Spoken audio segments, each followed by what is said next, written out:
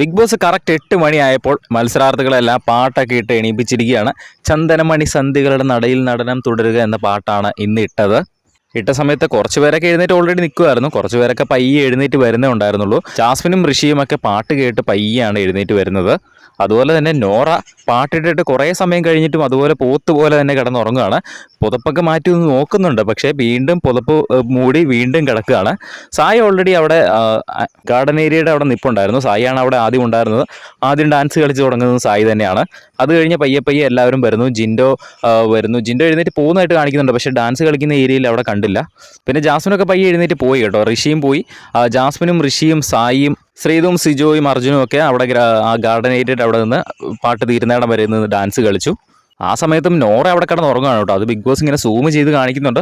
എന്തായാലും ഇന്ന് ചെറിയ വമ്പൻ സർപ്രൈസ് ഒക്കെ കാത്തിരിക്കുകയാണ് അവിടെ മത്സരാർത്ഥികൾ. ഡാൻസ് കഴിഞ്ഞപ്പോൾ തന്നെ എന്തായിരിക്കും ഇന്നത്തെ സർപ്രൈസ് എന്നായിരുന്നു അവർ അങ്ങോട്ടും ഇങ്ങോട്ടും സംസാരിച്ചുകൊണ്ടിരുന്നത്. അത് മണി ബോക്സ് ആണ്, നമ്മൾ ഓൾറെഡി കണ്ടു കഴിഞ്ഞു. എന്തായാലും മണി ബോക്സ് ആരെങ്കിലും എടുക്കുമോ ഇല്ലയോ എന്ന് നമുക്ക് കണ്ടു തന്നെ അറിയാം. ആ വീട്ടിലെ മണി ബോക്സ് ഏറ്റവും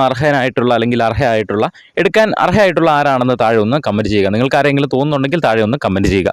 ബിഗ് ബോസിൻ്റെ കൂടുതൽ ലൈവ് അപ്ഡേറ്റ്സിനായിട്ട് ചാനൽ സബ്സ്ക്രൈബ് ചെയ്യുക.